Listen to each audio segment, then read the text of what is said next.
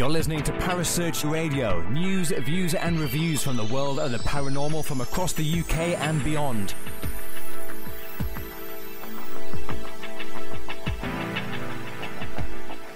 Find us on Facebook, Twitter and the World Wide Web. Parasearch UK Radio.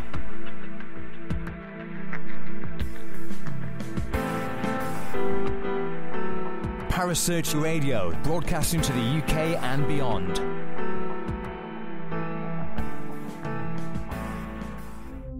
The views and opinions expressed by presenters and guests are their own and do not necessarily reflect the official policy or position of Parasearch Radio or its affiliates and sponsors. Listener discretion is advised. You're listening to the Supernatural Chat Show with your host, Haun7ed Cadman, only on Parasearch Radio.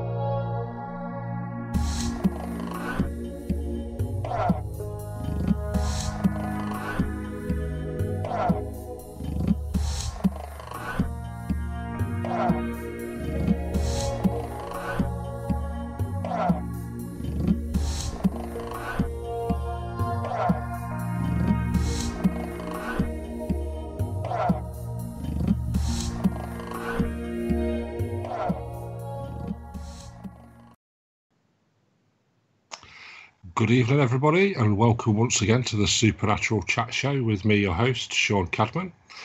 Well, thank you for joining us, and tonight's guest is probably one of the busiest guys in the paranormal field at the moment. Also one of the nicest guys. He runs event companies, hosts events, is TV personality, many things. I'd like to introduce you all to the one and only Mr. Lee Roberts. Hi, Lee. Are you there? Hi, Sean. How you doing? Not bad, mate. How are you? I'm not bad, thank you. Thank you for having me on the show. Thank you for coming on. Obviously, quick start. Just if you had to take a few minutes, just introduce yourself to the listeners. Tell them a bit about yourself and what got you into the paranormal. I'm a paranormal investigator, ghost hunter, depending on how people want to refer to me. I've been investigating the paranormal for 22 years this year. I was 18 when I first started investigating properly. My first interaction with the paranormal was when I was 6 years old, and I went to a place called Haun7ed Abbey. And I was on a school trip, and one of the tour guides gave us he was telling us all about Lord Byron that lived at the Abbey, and he was telling us all about the different stories and the different poems that he wrote. And we got into one room, and it was a really spooky old room, and he told us the story of the white lady that's apparently been seen in there. Now, bearing in mind we were 6 years old, so I don't know whether he was supposed to be telling us this story or not, but he did. And my best friend at the time collapsed while he was telling the story, and he said that he felt like a cloak being going over his shoulders and pressure on his shoulders and pulling him down into the ground. And it really did intrigue me. It really did kind of get me excited about this white lady story and the effect that it had on my friend. And we got back to school, and while everyone was writing a little story or drawing a picture of Lord Byron and the Abbey, Haun7ed Abbey, I was writing ghost stories and drawing pictures of different ghosts and things, which was brilliant. So I was kind of hooked from that point onwards. And then when I turned 18, I decided, right, enough with the fascination of paranormal. Let's get out there and do it. So I just grabbed the camera. It was a big VHS camera at the time, really huge old-fashioned camera, and just went out to the local graveyard and started filming. And that was it. I was hooked ever since, and been investigating. That was kind of where it all started. I think we've all done the same, haven't we? Get an old camcorder. I think I can remember mine was a Sony Hi8 camcorder. Yeah. Clear off to the local cemetery and then try and scare ourselves stupid. Just didn't know exactly what we was going into. Just went out there. Exactly, that's it. But you mentioned at the beginning there, ghost hunter and paranormal investigator. What do you think to all this stuff at the minute? Like people slagging off people calling themselves ghost hunters, saying ghost hunters are thrill seekers and all this, that and the other. Yeah. Does it matter? Does it really matter what you call yourself or what other people want to refer to you as? I put on there ghost hunter quite a lot of times. I get referred to as a ghost hunter, and people say, "Oh no, it's not a sport, it's not a game," But if you look up the definition of hunting, it's actually you're going looking for something. And that's what I'm actually doing. I'm hunting for ghosts. It's not that I'm going to go and capture it, chop its head off, and put it on the wall as a prize. It's that that's what I'm doing. I'm a ghost hunter. I'm probably a bit more. I probably refer to myself these days more of a ghost hunter than a paranormal investigator, because an investigator, in my eyes, investigation means you do a lot more research, you do a lot more looking into what you're doing. Where I've done that, I've done that over years and years and years. And my days at this point in my career as a paranormal investigator, ghost hunter, I don't really do the research. I don't really do the backlog of going and recording every single snippet that I do and coming back and looking through the footage and looking through the set, the 3 EVPs. I just go out there and enjoy it now, because them days are kind of done for me. And unless I'm going out there doing a private investigation, but most of the time it's going and just enjoying it. I'm very, very lucky to be able to do it on a full-time basis, not only running the events, but looking after 6 locations in Nottinghamshire, and monitoring their paranormal activity, and working as a full-time investigator, ghost hunter, whatever you want to call it. So I'm very lucky to be able to do that. So for me to come home and then get the tapes out, and then get saying tapes, that shows me how old I am. Getting the tapes out, getting the kind of all the recordings out, and looking over it. It's just to take over your life. So my theory on it is I just enjoy it now. Just go out and enjoy it. Whatever I'm doing, whoever I'm with, whatever group I'm with, whatever group comes to see us at the village, whatever it's, I just want to enjoy it. And that's the main thing. And I get a lot more out of it that way. And I hope all the people that join me on investigations get a lot more out of it that way. Yeah. I think that's what a lot of people are missing these days, the fun, the enjoyment out of it. They seem to take things too seriously. You've got to enjoy it. They do take it way too serious. A lot of people take it too serious. Even people that say they don't take it too serious. Sometimes you look on Facebook and you see a post that they've put on and you think, you know what, chill out. Does it matter? Just enjoy it. There's no...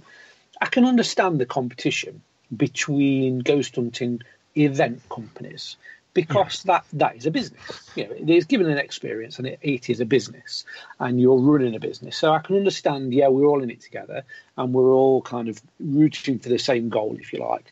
But if you're running a ghost hunting business and an events company, then it's like, you don't see the CEO of Asda and the CEO of Tesco going out for lunch and exchanging details. It is a business, and there's customers out there, and they want them customers. So I can understand that rivalry, and I can see that. But other than that, there's no reason to be going out there and slagging off other investigators and saying, they shouldn't be doing that and they shouldn't be doing this. Because, to be fair, who really knows what is right and what is wrong, and what is the right way to... There isn't a right way to investigate and the wrong way to investigate, because it is all guesswork. We don't know what works and what doesn't. So we're all going out there blind. No matter what your belief system is, whether you're spiritualist or you're paranormal, it's whether you're into gadgets, it's still all a guess system. And we have still not got 100% proof that ghosts actually exist. So there is no right or wrong way. So who's anybody else to tell somebody else that they're rubbish at doing it or right at doing it? Because we're all in the same boat. Exactly. If everybody did it the same, we'd never break any new ground. Exactly. Yeah. Everybody does it their way.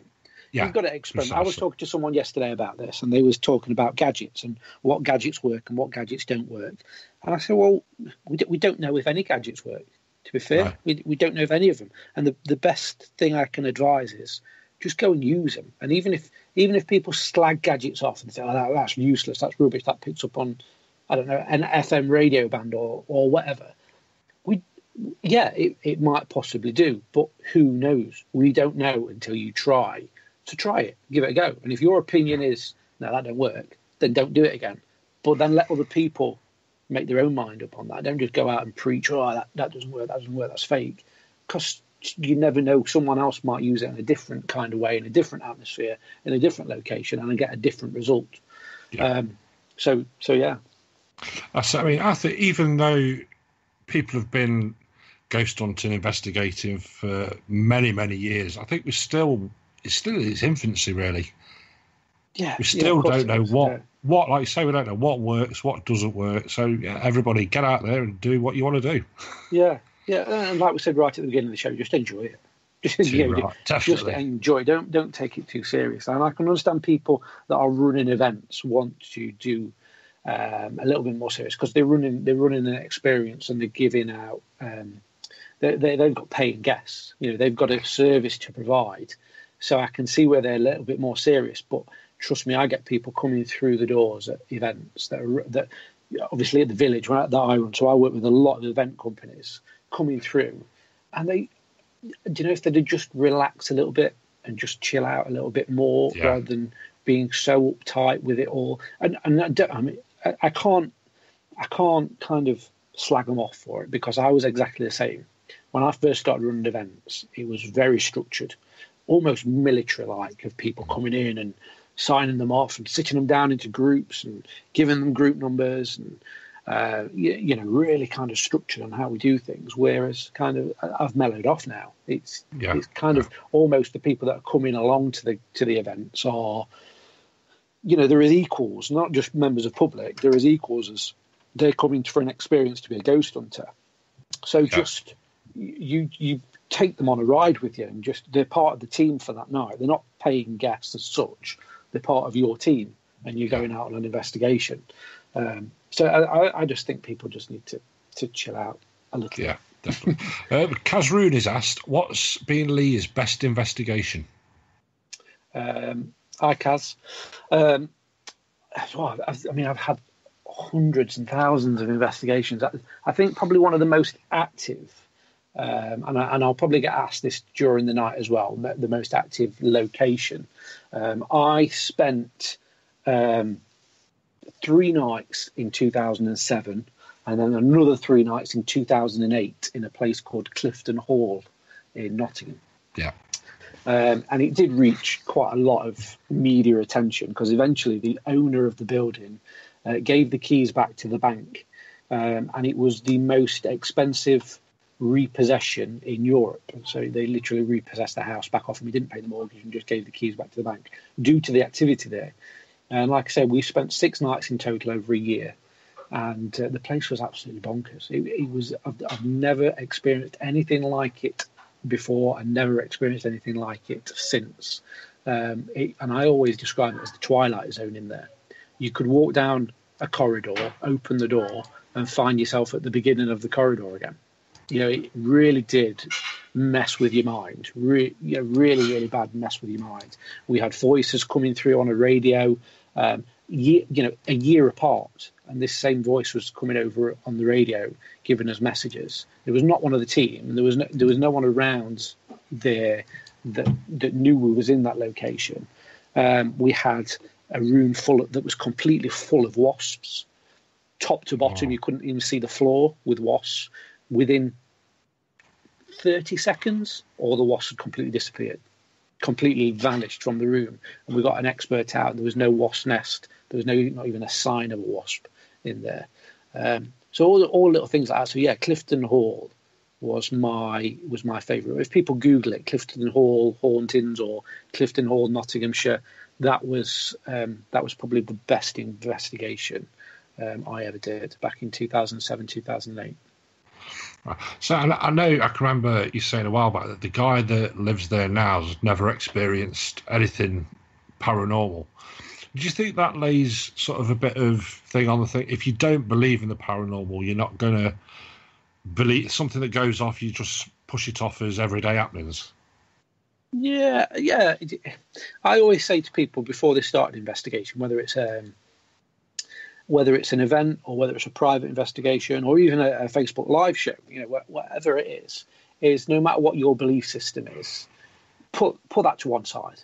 Just put it in a box somewhere and go into every investigation as a fresh. Go into it fresh-minded, fresh beliefs, and whatever happens, happens. So you don't go in there too skeptical. We don't go in there too much of a believer, because I think it's dangerous either side. You go in as a skeptic, complete skeptic, you will block everything off and you will come up with answers for everything. I could go in there as a skeptic and explain everything that goes off in there scientifically. That's not necessarily to say that was the reason why that thing was happening. It's just a reason. Whether it's the right reason or not, we don't know. Yeah. But on the other hand, if you go in there as a complete believer, everything that you see or hear or feel can be explained as paranormal. Again, that's not to say that is the reason why that is happening. It's just to say that is an opinion and a reason. And we've just got to find that middle ground of being, if you went in there completely open to everything that goes around, you would get best of both worlds, because you would see the science behind it, but you would also see, but what if? What if it is this paranormal? So I always think that. So yeah, I do believe if you are too skeptical, you will close a lot off. You will kind of put that out of your mind, because a lot of things, as you know, Sean, what happens is when you least expect it. Yeah. And if you're not open to that and almost kind of not opening your mind to that, you're not gonna realise that is happening, and you're probably almost subconsciously closing it off. Yeah, definitely. Can't agree more with that one, mate. Maxine's put, what are your thoughts about the much talked about Demon House, the programme with Zach Bagans? I've not watched it. I've not seen it. I know it was on YouTube the other day, and it was quickly taken down, I believe, by Zach and the team. So I don't really know too much about it, to be honest. I've not really followed the story behind it, so I can't really comment on whether the stories behind this house is true or not, because I haven't really got an idea what it's about. I'll be honest, I've not really followed the story with it. As far as demons are concerned, my thoughts on demons, my own belief is that I don't believe there is such thing as a demon or an entity that wasn't living. I think that everything that's past, if there is such thing as a ghost, everything that's past was once living. So if you was a lovely woman or man in life, you're going to be a nice, soft, kind spirit in death. If you was a grumpy old git in life, you're going to be a grumpy old git in death. And if you was an evil sod in life and did nasty things, then the chances are you're going to do that in death as well. So, and that's where you get that nasty entity, and you get that nasty spirit sometimes. And we don't know what kind of powers they hold in the afterlife, if there is such thing. So things like where we get exorcist and possession, is that just an evil spirit that is taking on that power, that form, and we refer to it as a demon? I don't necessarily think that a demon comes from anywhere darker than just an evil spirit, really. Yeah. I mean, that sort of Ness has asked, have you ever been around demonic spirits? Again, yeah. I've been around a lot of negative spirits. And in fact, going back to Clifton Hall, I left that investigation in 2008. And my life turned upside down, really, in the next couple of years. For no apparent reason. It just completely, my life really did take a tumble. And I was told by many mediums at the time, from working in the paranormal, that I had something attached to me that was bringing me bad luck. They were saying that there was, some nasty spirit that was attached, that was just, everything was going wrong. And it wasn't until kind of the back end of 2010, so a good couple of years later, I think it goes on twofold, really. I went to speak to a friend of mine who was a medium, and we went through a few little bits and bobs, kind of meditation states. And I don't think it was just that, but I think it was more a mindset. So kind of your subconscious takes over, and you even if this might have helped this evil spirit disappear, but also a different mindset. So if I'm in that loop of things are going wrong, and I was negative, then things are going to happen negative. because that's all I was thinking. Things are happening. What next? What next? What's going to happen next? What else am I going to lose? And it wasn't until that mindset was changed, and this medium said, right, I see, we've got rid of the spirit, that things started to change, and they really did change. Like completely change from just being a paranormal investigator as a hobby, through to getting some amazing opportunities within the paranormal world. But like I said, it took a couple of years to shake that off and to get back on my feet. And even through 2009, I just gave up with the paranormal because it just wasn't working, and everything I was trying was falling to bits. Absolutely falling to bits around me. My home life, my work, my job at the time, everything just completely fell to bits, and just had to rebuild very, very slowly from that. But again, was it mindset? Was it just me having to change that mindset, or was it an evil spirit from a location? Who knows? Yeah. I still don't know, and we probably will never know. That's it. Which is interesting, But yeah, but would I go and do that all again? Yes, I would. Yeah, I would do that again, because it was a learning curve, and it was an experience that I cherish now. And everything happens for a reason. I always say that everything happens for a reason, and that dark time really did kind of put me in stead for things to happen in the future, and appreciate it. Do you think that some of these younger investigators, the up and coming, that aren't quite aware of the negative effects that being a ghost hunter investigator can have on your life sometimes? Yeah. I think some of them aren't aware of things that could happen, and I think a lot of people that speak openly and honestly about things that's happened to them, maybe negatively within the paranormal, I think a lot of them go, "Oh yeah, whatever." But on saying that, I always say to any investigator is you're there. You have put yourself there for a reason, and you've put yourself there to experience and to get answers. So you've got to face the consequences. If you're going in there and you're wanting, everybody stands there. Everybody stands there and goes, if there's anybody there, come and do something for us. Come and affect one of us. Come and. Everybody says it, but when you really think about it, do you want that to happen? Do you really want that to happen? Because you hear a little bit of a knock or a bang, and everyone screams and runs. So did you really want that to happen, or is it just something you say because you've seen it on television? So I always say to people, then why not get on with it, and if things happen. Don't be scared of things happening. But if you're going to say it, mean it. You want things to happen to you, mean it, because you might not always want that to happen when you really think about it. That's why I say to anybody, but they have got to. It is a serious. Although, like I said before, we've got to enjoy it. There is a serious side to it, and there is a dangerous side to it, really. There is, definitely.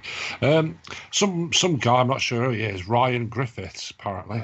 Never heard of him. No, he's asked, "We're proud of you, Lee, for all the years you've given to the paranormal, but what's your proudest moment?" That's a good question. I knew Ryan would get one in that. I didn't know what that was. It's a hard one, really. I think kind of very early doors, when I first started, was a very proud moment to get my first team. So it took me. I was a lone investigator really for many years, up until around I kind of got married, 2006, and then started my own team. I was about 25 at the time. So that was a nice moment to kind of sit back on an investigation and look at all these new people that are kind of new to the paranormal, and think, what, I've kind of put this team together. That's a really nice moment. But then on the flip side of it, because that was private, the events company. So we running the events company and sitting like. I do stress about events. I've got to admit, I always stress about events. Am I doing enough? Am I doing the right thing? Are the guests getting enough for the money that they're paying? Because they do pay, good money to come on events with us. But I think now I sometimes sit back and look at it and think, wow, these people have been coming. I've got regulars that come on my events now that's been coming for 10 years, coming to the same locations over and over and over again. We've got to be doing something right. That's really proud. I'm really proud of that. And then I think, kind of even again another side to the paranormal, I'm very privileged to kind of have a good following on Facebook and on Twitter and social media. Just by accident, I was the first investigator to run a live ghost hunt on Periscope, and then I was the first investigator this is in the world to run a live ghost hunt on Facebook Live. And now to see the amount of people that go and run ghost hunts on Facebook Live and on Periscope, the ones that do use Periscope, is just bonkers. It's just a massive thing.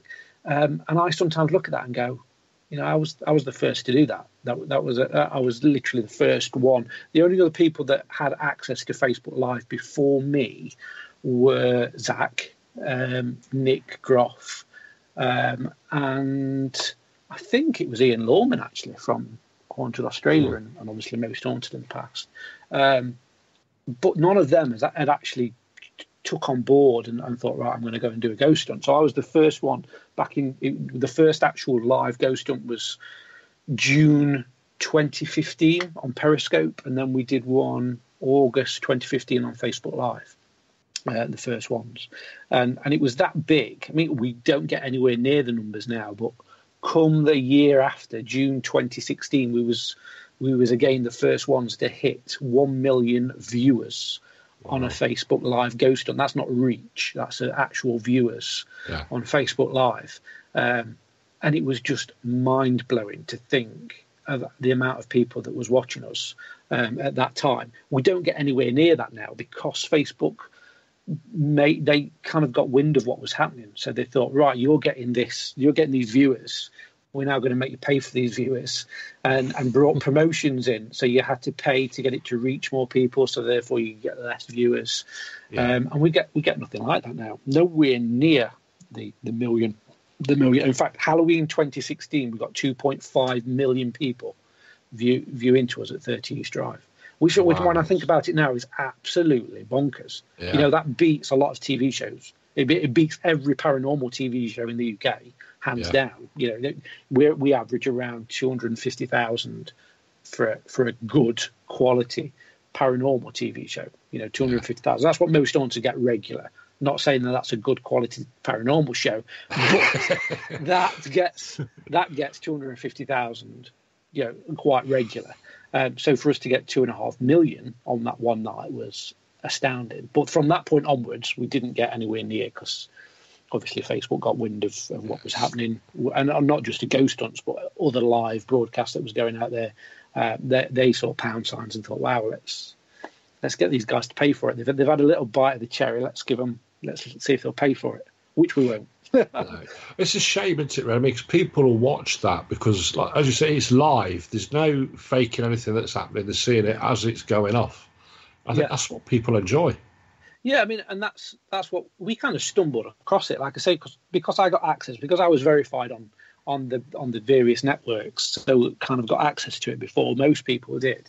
We kind of stumbled across it and thought, this would be quite good actually. We'll do a live one. And obviously got the other lads together, so we formed Haun7ed Live with seven of us, all from different kind of backgrounds, all different beliefs. We've got more gadgety members in there. We've got more kind of spiritually more believers in there. There's obviously Paul Stevenson, who runs Haun7ed magazine. At that point, believe it or not, he'd never been on a ghost hunt. Never been on a ghost hunt at that point, until we dragged him along on Haun7ed Live. He run the magazine for years and years, since 2009, but never been on a ghost hunt. So we dragged him along. We've got Coxie, who's just bonkers. So trying to put that mixture together, it's a really, really good mixture, and just went out there and started filming really. And although we've had a bit of a break this year, we've not done one this year. It's the first time we've had a break since since we started back in 2015. So it's really good to kind of just get out there sometimes. We're not running an event. We're not doing a private investigation. We're just having fun, just seven lads on camera, having a laugh, really, and having a, doing what we enjoy doing. That's it. That's what it's all about. Yeah. But Kaz has asked, let's scroll back down, do you have any strict rules when investigating? You won't use Ouija boards, etc., being respectful, etc.? Yes and no. So I'll start with the Ouija boards. A lot of my locations that I'm in charge of, so Wollerton Hall, Newstead Abbey, Nottingham Castle, Brewhouse Yard, they're all owned by Nottingham City Council, and they are very, very strict. It's not my rules, it's theirs. Very strict that no Ouija boards are allowed on site at all.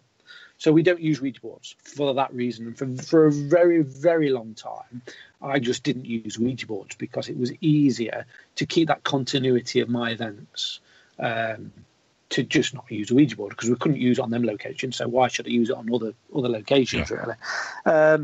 But now we've kind of introduced it a little bit more, because we do work at the village, we work at Sherwood Forest, work at other locations. So we thought, well, we'll introduce it that little bit more. We're going to start working at Thoresby Park as well from June.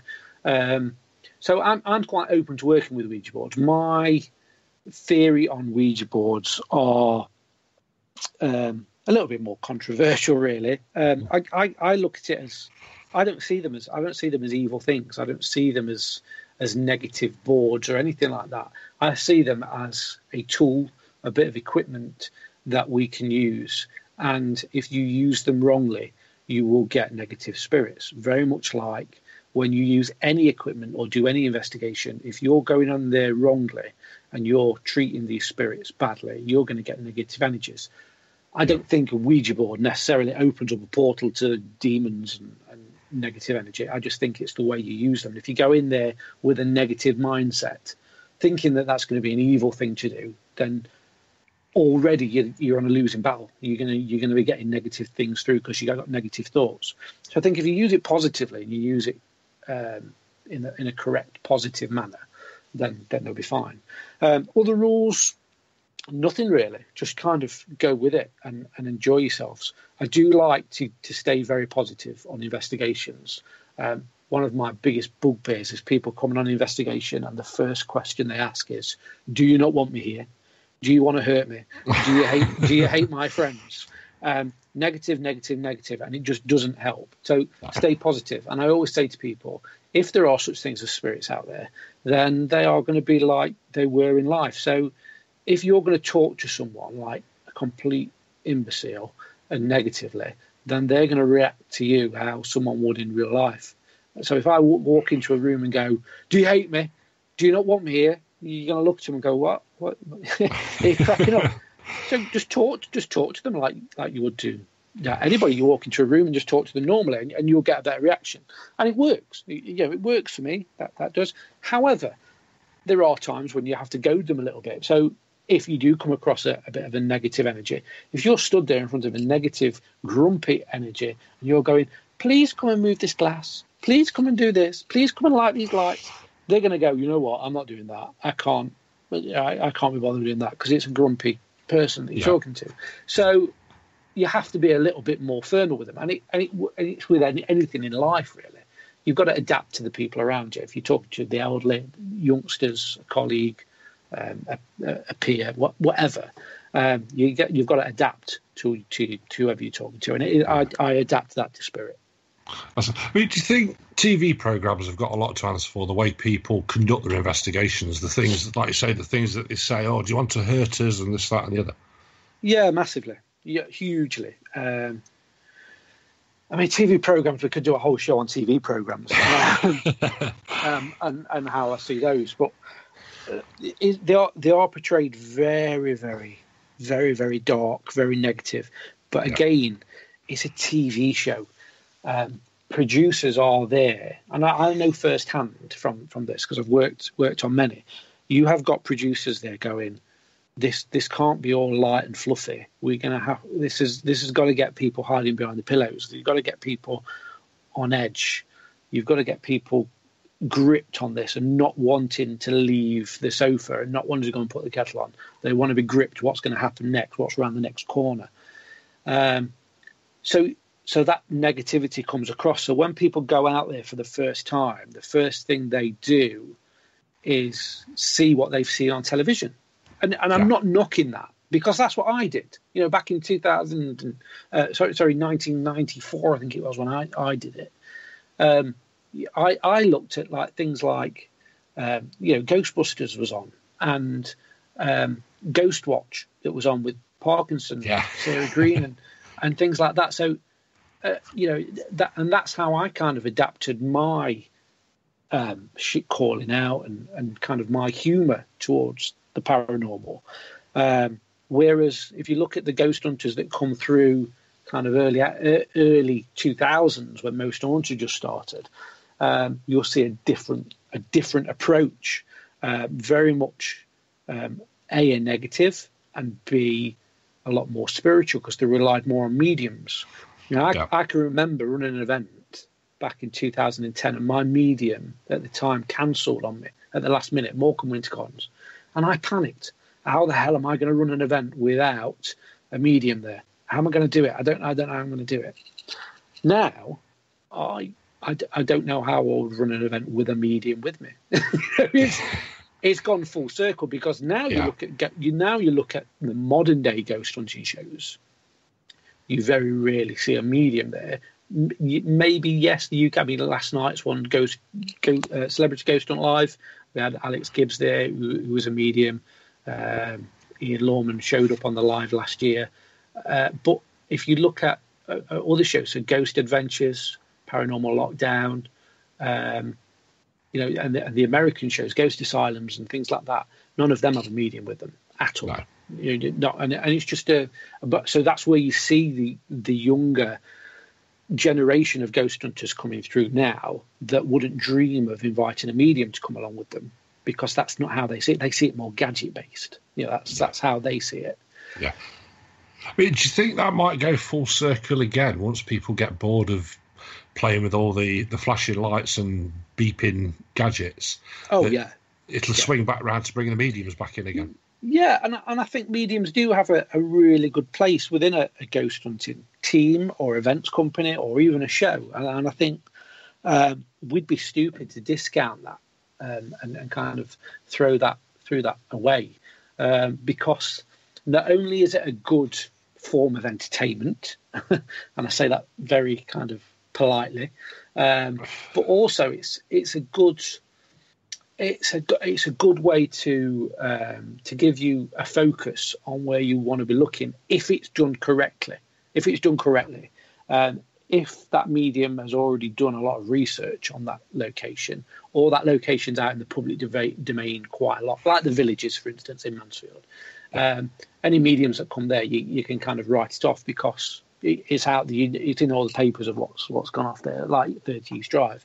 But if you go into a brand new location with not much history around it, and you've got a medium there, then why not? Let's have a listen to what they've got to say, and then kind of do a little bit more research scientifically with it.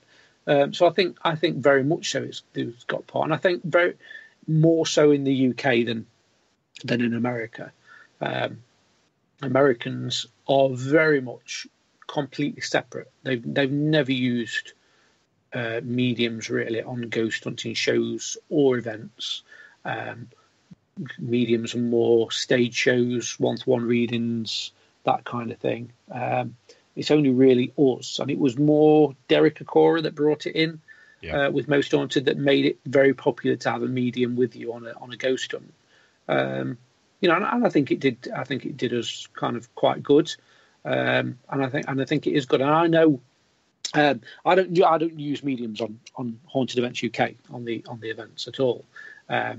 However, last year we went to Sherwood Forest, and Ryan Griffiths joined us, and he's a medium, and I knew he was a medium, so I kept asking him questions of what else is he picking up, and it was really good. For the regulars that come along on events that have worked with me for 10 years and worked with the team for 10 years and used the equipment and evolved that way, to all of a sudden have a medium stood next to me that was almost breaking the night up a little bit with little snippets of information. And I found that really good, for myself and for the guests. It was really good. So I think, back to the question. I think it will go full circle, but it's not for everyone. It isn't for everyone. I mean, you see, on the sort of TV show side, you see all these arguments. Obviously, on Facebook in this country, it's mainly Most Haunted that caused them all. But you see all these arguments saying it's about time a real paranormal investigation was put on TV. My personal viewpoint, I agree to an extent, but I think it would bore the pants off the general public. Yeah. Right. So, very, very kind of current, really. My view on this is a lot of people, like you say, get a real ghost on TV. Let's have a look what a real ghost hunt looks like. Now, if you want to know, if you've never been on an event, like a public event, when you've got 9-10 people in your group plus your host for the night, and you're all trying to get around a table or you're trying to look at one bit of equipment, go on 5 Star and have a look at Celebrity Ghost Hunt Live last night with Rylan and the celebrities. Now, I know a lot of people slag it off, and I know it's not everyone's cup of tea. And to be honest, it didn't make the greatest of TV, as in paranormal shows. Yeah. But watch that. That is exactly what happens every single weekend on every single event out there in the UK. That was 6 people that hadn't got a clue what was going off, didn't really know about the equipment, jumping every little thing that was happening, and you had a host and a couple of team members that was trying to kind of calm it down. The only difference is we had cameras there and putting it on TV. So everyone that was moaning, we want real ghost hunters and we want real kind of a real raw investigation. Yes, I know there was celebrities, and I know people don't want celebrities on there, but that's what you will get if you want real raw investigations on there, because real raw investigations to a TV producer is very much an event. You and if you want a paranormal team to go on there and run on TV, it simply won't happen, because things don't happen. Everyone who's been on a ghost hunt knows things don't happen at all. At times, and you sometimes get nights where nothing's happened. We've had nights where nothing's happened. Who wants to watch that? For 45 minutes to an hour. Nobody. Nobody wants to watch that. So you've got to take it as it is. TV shows are not paranormal investigations. TV shows are TV shows. They're there for entertainment. The people that are on most of these shows, I nearly said these shows, most of these shows aren't even paranormal investigators. I mean, look at Most Haunted. Yvette Fielding, Carl Beattie, Stuart Turville, Fred Batt, Glenn Hunt, whatever his name is. Which one of those, if any, if that show wasn't on air, would be out investigating the paranormal for their own enjoyment or for their own purpose? Not one of them, because you've got a director, a presenter, a cameraman, a nightclub owner, and a radio DJ. Not one of them are paranormal investigators in the real world. Yes, they're on television doing it, but they're only there because of the TV show. They're not there because they enjoy going out and investigating on their own and love the paranormal. They love it because it's a TV show. And it's as simple as that. That is the difference. That is a massive difference. And that's what people need to realise when they're slagging these shows off. I've been there and I've slagged these shows off, and I've kind of got myself in a twist with it. But then the penny dropped that they're not there to please the paranormal industry. They're not there to please you guys that are at home listening to this now, or on any other Facebook group. They're not there to please you. They're there to please Joe Blogs and Joanne Blogs, who are sat at home with a glass of wine and want to watch some quality entertainment on TV to give them a bit of a fright and a scare. That's what they're doing. They're not portraying a paranormal investigation as such. Exactly. as it says at the beginning, for entertainment purposes only. Yeah. I mean, some of them do try harder than others. I'm involved with a few, and there are things that they go down to make it as authentic and as real as possible. But if you go too real and too authentic, it's going to be boring for the viewer. So you've got to try and keep it on a real, honest level playing field, really, for the viewers at home. So you're not kidding them. You're not going to fake anything. As far as anything that I'm going to be on, not going to fake anything. But you want to take them on a journey. So make it a little bit more lively in other ways. So your reactions, the way your demeanour, the way you're explaining things on camera, rather than just standing there and nothing happening. You need to be a little bit more interaction. Definitely. Got another question off John Bambro. What's Lee's favourite ghost investigation tool and why? So I get this one quite a lot, which is my ghost investigation tool. Now, two things on this, and I won't go on too much because I know we're running out of time a little bit. But as far as tools are concerned, gadgets, and I said earlier, use them all. Use as many as you can to see what works for you and what doesn't work for you. But how can anybody make a bit of equipment that is solely made to detect spirits when we don't know whether spirits exist or not? And again, it is all guesswork. So my best bit of equipment and the bit that I trust the most is myself, my gut instinct, my pure gut. And that's how I started back in 1994, just going out there. I had a camera and it was just myself and my gut instincts. What did I feel? How did I feel? Did I see something? Did I hear something? Not that what I've recorded, not what I've captured. What did I feel? What did I see? And that is your best. That is your best tool. It's not about capturing it for other people. It's about your own personal journey. That's where society's changed. Really, everybody's out there to get the best bit of evidence to put on Facebook, or to put it, get a picture and put it on Facebook, or get a bit of video and put it on Facebook, not for their own experiences. So I've experienced loads and loads of things. Not one of them's been on Facebook. They're the best experiences I've had. Not one of them I've recorded, not captured. But for my own personal journey, fantastic. So that answers the question. The best bit of equipment is yourself. Definitely, I completely agree with that. Always trust your own instincts. Yeah. Maxine's asked, do you feel the paranormal community is becoming full of con men with recent incidents? A lot of people see it as a money-making scheme. They see event companies such as Haun7ed Happenings, for instance, that I've got a lot of respect for, that Hazel's done a massive, massive job with Haun7ed Happenings from where it first started to where it is now. I don't care what anybody thinks of Haun7ed Happenings or Hazel. She has done an absolute sterling, fantastic job to get the paranormal out in as huge as what that company is. They run 10 to 20 events every weekend. Without fail, every weekend they're out there and they're getting 20, 30, 40 people turning up on events. And it was, it's just fantastic what she does. And other people see that and they see that as being easy work. And they go out there and run events and then realise it's not as easy as they think. The amount of people that have come and go, even in my time of running events, you see them start up. They go out all guns blazing, they book every event out there and they book every location out there and advertise, and then realise they just simply can't sell the tickets.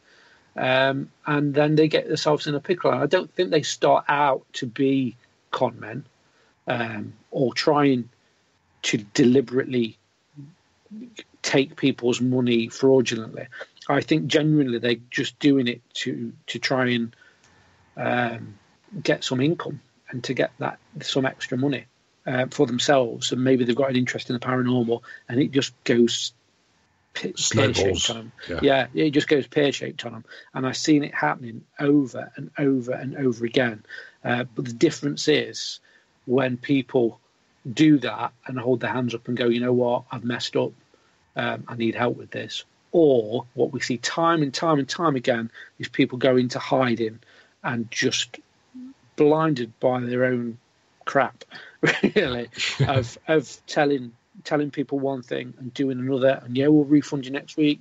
Yeah, we'll pay the location next week. Yeah, we'll do this, do that. Or, you know, it's ridiculous. So anybody who is thinking about running events or starting up an events business, go into it slowly. Even I don't take risks now, and I've been doing it years and years. Do it slowly. Build your business. Build your customer base. And don't go out there booking everything. Look at what works. Look what's local. Use your local haunts and go and bring them business and you know, see what you can get locally and then expand. Don't just go out there thinking you're going to be the next best thing, because it is not going to happen. It's not as easy as that. Do you think that the paranormal world's being overcrowded with event companies at the minute? So everybody say they look at the likes of Haunted Happenings, Haunted Events UK, Dusk Till Dawn, and think, oh, this is easy, we'll do that. And everybody's now running events companies. Yeah, and it is exactly that. It's exactly that. People just think it's going to be easily done. I mean, people, even the most haunted experience that are out there, people think they can get a ghost hunting show on Amazon, for instance, or YouTube, and think that they can then go and run an events company on the back of that fan base. Yeah, that's not going to happen. Most Haunted have got Most Haunted experience. I mean, I kicked that off for Carl back in 2012 with the official Most Haunted Paranormal Nights. That went badly wrong. It just wasn't for me. Really kind of wasn't for me, that wasn't. But they had a massive, massive fan base. We sold 2 nights with 100 people per night, all paying £60 per head. And you can't argue with that. People just, they've already got that fan base. And people think because they're out there, yeah, they might have a decent following on Facebook, they might have a few subscribers on YouTube, but then they can then go and run an event and get some money back out of it to put back into whatever they're doing, and it doesn't work. It doesn't it sometimes works, but it doesn't always work in the long run. So it's like you say, people, I don't think they're just into it for the money. They just think it's going to be easy and they can do it. But it's in reality, with yourself, and I know, sometimes things just don't go. They go pear shaped. Yeah, and people go into it with the best interest, I think. But yeah. Things go wrong. Things go wrong. You've got to put them barriers up so things don't go too wrong. And if they do start going wrong, you've got backup in place to make it right. Which is in life. You do that in life. Not just paranormal. Anything. Definitely. Kaz has asked this, she says, but what about people who do believe absolutely spirit is real, and that's why they do this? Is that a faith thing? Yeah. I mean, it depends what you're after from a ghost hunt, really. From my personal point of view, I love the thrill of the chase. So my belief system is I do it because I don't know what's around the next corner. I literally don't know what I'm going to come up against next. And the scare, the thrill, the chase, I think I'd be almost disappointed if I saw something, because that's kind of that's it answered. So, but people that believe 100%, I'd be interested to speak to someone that believes 100%, no doubt about it, because what are they searching for? What are they looking for? Because if they believe 100% already, are they just coming for validation from a loved one that might have passed, or are they coming for an experience to see what else they can get out of that belief system, how far they can push the belief system? So although they might believe in spirits, they might have they might want to know how far them spirits can push the boundaries. What else can they do? So yeah, I don't knock people that completely 100% believe. I do believe there's something out there. It's just what you're expecting from a ghost hunt. Yeah, that's something. People go into it different expectations all the time. I mean, personally, I believe there is something out there, but what, I don't know. Yeah, that's right. Yeah, there's some kind of energy out there, and it does move things and do things, and affect things around us. But what is it? We don't know. What is it? Is it spirits or not? That's where do you see the future of the paranormal field? Hopefully good. Hopefully a good one. Hopefully a lot more evidence coming our way with things like Facebook and Twitter and Periscope and Facebook Lives and Instagram Lives, Snapchats. It's a massive thing these days. That's all the youngsters are using, like these social medias, to get in contact. I don't know how people would have run ghost hunts and ghost hunting groups back in the day without these kind of tools to contact each other. So I think the more people that contact each other about it, the more people get together, such as Paraforce, like what you guys are running and doing a brilliant job with, the more people that get together and get on and work. I'm not saying everyone has to work as a unit and work together, but kind of just acknowledge each other. Just because they work in slightly different doesn't mean that they're working wrong. And I hope that happens. I hope people. I'm not a massive believer in para-unity, like I said before, because I don't think it's healthy within the events company. But I do hope that people do work together that little bit more. My hope, and back to TV shows, my hope, one of my big things I'd like to do is to bring big names together from the paranormal industry, people that you wouldn't expect working together, and stick them on an investigation, and see what happens. People that might have had a falling out on Facebook, people that might have had differences in the past on social media or even face to face, stick them in a room together and send them out on a ghost hunt and see what happens, because you'll probably get that they actually got so much more in common than they think, and they fell out for things they probably can't even remember they fell out about. So I hope that the future of the paranormal is good, positive, and we can share things that we've got more and more. Definitely, that's why it's all about sharing with each other information, evidence, techniques, and everything else. There's just too much negativity and falling out over the silliest of things. Yeah, I fell out with no end of people. Years ago, I was kind of like a Rottweiler. Anything that came up, I was at it. I was in the thick of things. I was on Facebook groups and kind of stand in my corner and for what I believed in. And I fell out with quite a few people, quite some well-known people that some don't even talk to me to this day. But when I look back at it, I think, why did we fall out? Why was that? And if they've got something to bring to the paranormal now, whether it's good, bad, different, whatever, then that's their choice. That's them enjoying what they're doing. So fair dues to them. I don't believe anyone is an expert in the paranormal field. We just all work different to each other, some same as each other, and some are just got a little bit more publicity than others, if you like. I think at the end of the day, if people can get the publicity, it's all good. Yeah, it helps the field. I've been called a publicity whore. The fact it was from Paul Stevenson. He called me a media whore because I love publicity, but it's not just because I want my name out in the papers or on television or anything like that. It's just that I think it's good and healthy to get your name out there. I'm very passionate about what I do, so I want to share what I do. And the best thing to get it shared is to get it out there, whether it's on social media, whether it's in the newspapers, whether it's on TV. Get it out there. And a lot of people do slag me off for it. So, you're in the papers again, you're doing this again, blah, blah, blah. Or you're out for just publicity. It's not just that. It's not just publicity. I'm not just kind of hungry for fame. I'm hungry for the paranormal to be out there. And the more things are out there in the public domain, whether it be television, newspapers, radio, whatever, then more people are going to realise that it is a good, fun thing to do and get involved in it. Definitely. I've got a couple of quick announcements. I've got one. Parasearch Radio is running a competition for 2 tickets to Shepton Mallet Prison. To check it out, just go onto the Parasearch Radio group page and all the details on how to enter on there. Following our show in a couple of minutes, we've got Penny with Haunted Histories. Penny's actually chatting to Scott Porter from the Tennessee Wraith Chasers, Ghost Asylum and Haunted Towns, all about Salem. So if you refresh your page once this show's finished and have a listen to Penny on that, because that should be a very interesting show.